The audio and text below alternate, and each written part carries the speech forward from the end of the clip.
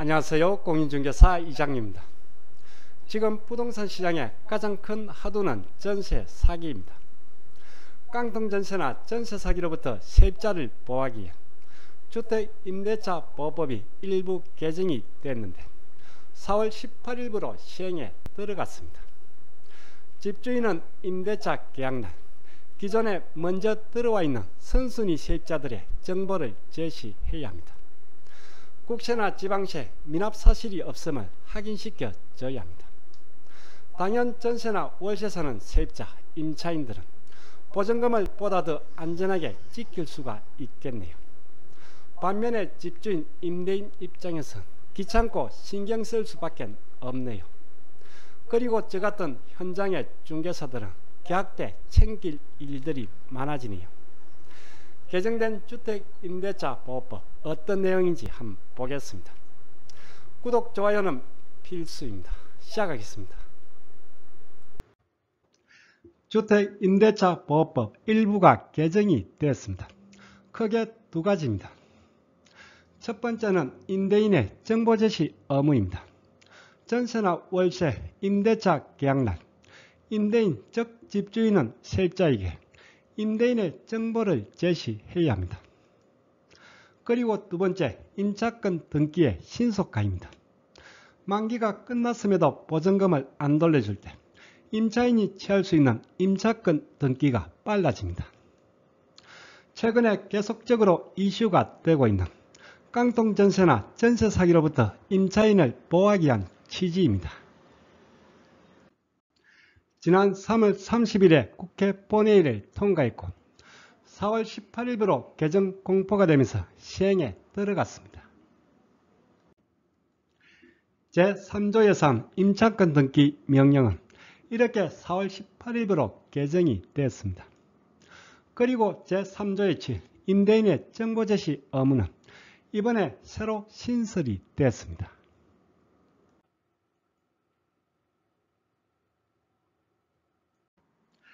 어떻게 개정이 되고 신설이 됐는지 하나씩 보겠습니다. 첫 번째, 임대차 계약 시 임대인의 정보 제시 의무입니다. 이번에 새로 신설된 제3조의 7입니다. 해당 주택의 선순위 보증금, 임대인의 세금 체납 정보 등 추 보증금 회수 가능성에 영향을 미치는 정보를 임대차 계약 체결 시 임차인의 제시를 의무한, 즉 전세나 월세 임대차 계약날 집주인은 먼저 들어와 있는 세입자의 선순위 보증금, 그리고 국세나 지방세 등의 세금 체납 정보 등을 세입자에게 제시를 해야 합니다. 반드시 제시해야 하는 의무상 강행 규정입니다. 임대차 계약 때 집주인이 세입자에게 제시를 해야 하는 정보, 여기엔 크게 두 가지가 있습니다. 첫 번째, 선순위 세입자들의 확정일자 부여인, 차임 보증금 등의 임대차 정보입니다. 나보다 먼저 들어와 있는 세입자들의 확정일자 부여인, 그리고 월세나 보증금 등의 임대차 정보입니다. 은행 대출은 등기부에서 확인이 가능합니다. 그렇지만 선순위 세입자들의 이와 같은 정보는 임대인이 알려주지 않는 이상 알 길이 없습니다. 이제는 임대차 계약 때 집주인은 세입자에게 선순위 임차인의 정보를 제시해야 합니다. 해당 주택의 임대차 계약서, 전입세대 열람 등의 자료가 필요하겠네요. 그리고 이건 한 건물에 여러 세대가 거주하는 다가구 주택이 해당이 되겠네요. 그리고 두 번째는 국세 및 지방세 납세 증명서입니다.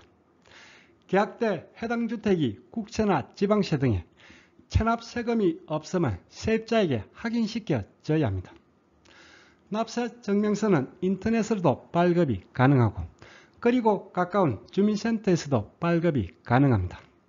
이제는 미리 발급을 했다가 계약 때 준비를 해오는 게 좋겠네요. 어쨌든 임대인, 집주인은 계약 때 해당 주택의 선순위 임대차 정보, 그리고 국세 및 지방세 납세 증명서를 세입자에게 제시를 해야 합니다. 그렇지만 제시를 안 해도 되는 경우가 있습니다.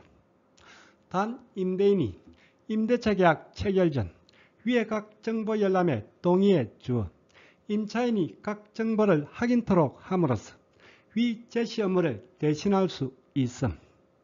즉 계약 체결 전에 들어올 세입자에게 정보 열람을 동의해 준다면 이때는 제시를 안 해도 된다는 얘기입니다. 그렇지만 이건 좀 현실성이 없어 보이네요. 왜 그런지는 이따가 보겠습니다. 새로 신설된 제3조의 7, 임대인의 정보 제시 의무입니다. 좀 전에 설명드린 그대로입니다. 간략히 한번 보겠습니다. 임대차 계약을 체결할 때 임대인은 다음 각호의 사항을 임차인에게 제시하여야 한다. 제시할 수도 있다가 아니고 제시하여야 한다입니다. 1호가 선순위 임대차 정보입니다. 제3조의 6, 제3항에 따른 해당 주택의 확정일자 부여일, 차임 및 보증금 등 정보, 그리고 다만입니다. 다만 임대인이 임대차 계약을 체결하기 전에 제3조의 6, 제4항에 따라 동의함으로써 이를 가름할 수 있다. 그렇다면 제3조의 6, 제3항과 사항이 뭔지를 한번 보겠습니다.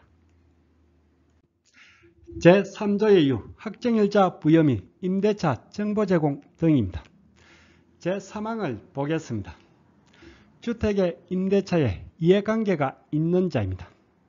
확정일자 부여기간, 즉 주민센터라고 보면 되겠네요. 주민센터에서 해당 주택의 임대정보를 열람할 수 있다는 내용입니다. 이해관계가 있는 자, 즉 임대인이나 임차인이 되겠네요. 즉 임차인도 임대정보 열람이 가능하다는 얘기입니다. 그리고 아래 제4항입니다. 여기선 임대차 계약을 체결하려는 자입니다. 즉 아직은 이해관계인이 아닙니다. 이 경우는 임대인의 동의를 받아서 임대정보 열람을 할 수 있다는 얘기입니다. 즉 기존에 계약을 체결한 임차인은 임대인과 상관없이 주민센터에서 정보를 열람할 수가 있습니다. 그렇지만 계약 체결 전인 경우는 주인의 동의를 받아서 열람할 수 있다는 얘기입니다. 다시 돌아와서 임대인 집주인은 임대차 계약 시 세입자에게 해당 주택의 임대차 정보를 제시해야 합니다. 다만 임대차 계약 체결 전에 계약할 세입자에게 주인이 동의를 했다면 이때는 제시한 것으로 가름한다는 얘기입니다. 임대차 정보 제공 요청서 양식입니다. 글씨가 작은데 몇 가지만 체크를 해보겠습니다. 이해관계인 체크란이 있습니다. 해당 주택의 임대인, 임차인을 체크하면 되겠네요. 그리고 아래는 임대차 계약을 체결하려는 자입니다. 계약 체결 전이라면 여기에 체크하면 되겠네요. 그리고 우측 첨부 서류입니다. 이해관계인, 즉 계약을 체결한 임차인입니다. 임대차 계약서가 필요하네요. 그리고 아래 임대차 계약을 체결하려는 자입니다. 이 경우는 임대인의 동의서가 필요합니다. 그리고 아래 2호, 국세 및 지방세 납세 증명서 제시 의무입니다. 여기서도 주인이 동의한다면 마찬가지로 계약 전에 열람이 가능합니다. 전세나 월세를 계약할 때 집주인은 해당 주택의 선순위 임대차 정보, 그리고 국세, 지방세 납세 증명서를 임차인에게 제시를 해야 합니다. 다만 계약 전에 계약할 세입자에게 정보 열람에 동의해 준다면 제시한 것으로 가름을 합니다. 그런데 이건 현실에서 별 실용성이 없겠네요. 아직 계약한 것도 아닌데, 그리고 안 할 수도 있는데 개인정보까지 주면서 복잡하게 동의해 주기는 쉽지가 않을 것 같네요. 그렇다면 임대인은 임대차 정보와 납세 증명서를 계약 전에 미리 준비를 했다가 계약 때 가져오는 게 현실적이고 마음이 편하겠네요. 그리고 참고로 국토부에서 건장하고 있는 주택임대차 표준계약서입니다. 이번에 양식이 개정이 되었습니다. 아무래도 전세 사기 등의 문제가 나면서 임차인을 보호하는 쪽으로 개정이 됐습니다. 임대차 계약서는 계약 자율의 원칙에 따라 정해진 법정 서식은 없습니다. 보통 부동산에서는 공인중개사 협회에서 제공하는 한방계약서나 아니면 일반 정보망에서 제공하는 계약서를 사용하고 있습니다. 지금 보시는 게 법무부에서 제시한 표준 임대차 계약서입니다. 그런데 현장에서는 잘 안 쓰고 있네요. 안 쓰는 이유 중에 하나가 너무 복잡합니다. 페이지 수도 기존 2장에서 지금은 3장씩이나 됩니다. 임차인을 보호하기 위해서 세세한 것까지 넣었다가 보니 이렇게 분량이 많습니다. 주택임대차 표준계약서. 글씨가 작아서 잘 안 보이긴 한데 간단히 2가지만 짚어보겠습니다. 좌측 첫 페이지 미납국세 지방세 그리고 선순위 확정일자 현황을 기재하는 안이 있습니다. 이번에 개정된 내용이 반영이 되어 있네요. 그리고 우측 특약사항입니다. 이건 어떤 내용이 있는지 좀 크게 확대해서 보겠습니다. 법무부에서 제시를 하고 국토부에서 건장하고 있는 주택임대차 표준계약서 기본 특약사항입니다. 반드시 들어가야 하는 건 아니지만 이렇게 특약을 하도록 건장을 한다고 보면 되겠네요. 맨 먼저 나오는 게 좀 복잡은 한데 쉽게 말해서 잔금일 다음 날까지 임대인은 임차주택의 저당권 등 담보권을 설정할 수 없고 이를 위반할 경우 계약 해제가 가능하고 그리고 손해배상도 해야 한다는 특약입니다. 알다시피 전입신고 다음날 0시로 대항력이 생깁니다. 따라서 이 특약을 넣도록 하고 있네요. 그리고 다음 특약은 이번에 신설된 임대인의 정보제시 의무 관련 내용입니다. 임대인이 사전에 고지하지 않은 선순위 임대차 정보나 천하방 국세, 지방세가 확인이 된 경우는 계약금을 포기하지 않고 계약을 해지할 수 있다는 특약입니다. 잔금일 전에 계약을 해지한다면 임차인은 계약금을 포기해야 합니다. 그렇지만 이런 사유로 계약을 해지한다면 계약금 포기 없이 계약 해제가 가능하다는 특약입니다. 그리고 다음은 임대차 관련 분쟁이 발생한다면 법원에 소를 제기하기 전에 먼저 조정위원회에 조정을 신청한다는 특약입니다. 표준계약서 특약사항. 임차인 보호를 위해서 이렇게 자세하게 들어가는 건 맞는데 이외에도 기본적으로 들어가야 할 특약이 많습니다. 임대인이나 임차인이나 너무 복잡해서 오히려 헷갈릴 수도 있다는 생각이 드네요. 표준 임대차 계약서는 법무부 홈페이지에서 다운받을 수가 있습니다. 표준 계약서를 쓰도록 권장은 하는데 우리 부동산에서는 잘 안 씁니다. 복잡하기도 하고 그리고 데이터 관리도 안 되고 확인 설명서랑 연동도 안 되니까 불편해서 쓰기가 어렵습니다. 지금 보시는 게 우리 공인중개사 협회 한방계약서입니다. 사설 정보망 업체에서 제공하는 계약서도 있는데 우리 협회에서 제공하는 한방계약서가 그래도 내용이 충실하고 잘 되어 있습니다. 이렇게 표준계약서에 있는 특약도 기본 특약으로 나와 있습니다. 부동산에서 계약할 때 굳이 표준계약서로 작성하고 싶다면 그냥 협회 한방계약서로 작성해 달라고 하면 되겠네요. 4월 18일부로 개정이 된 주택임대차보호법. 이번엔 임차권 등기입니다. 이건 간단히 보겠습니다. 임차권 등기명령 제3조의 3입니다. 임대차 계약이 끝났음에도 보증금을 돌려받지 못할 때 임차인이 취할 수 있는 수단입니다. 임차권 등기를 했다면 전출을 하더라도 대항력과 우선변제권이 그대로 유효합니다.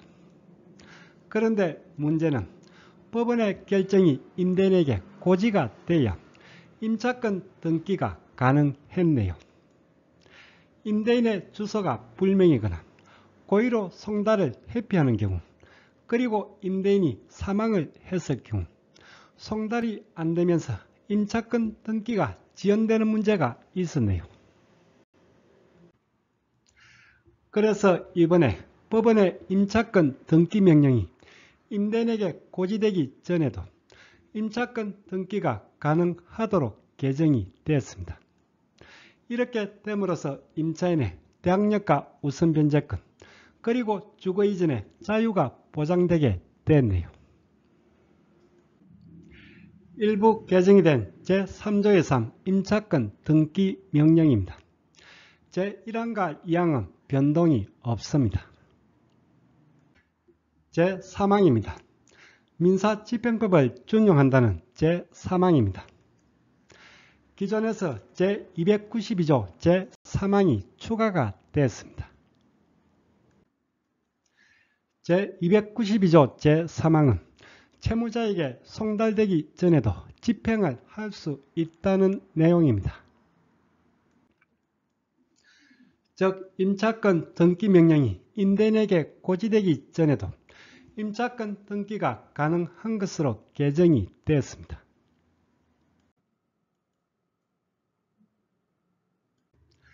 4월 18일부로 주택임대차보법 일부가 개정이 되면서 임대차 계약 체결 시 임대인은 임대인의 정보를 임차인에게 제시를 해야 합니다. 그리고 임차권 등기 명령이 임대인에게 고지되기 전에도 임차권 등기가 가능하도록 개정이 되었습니다.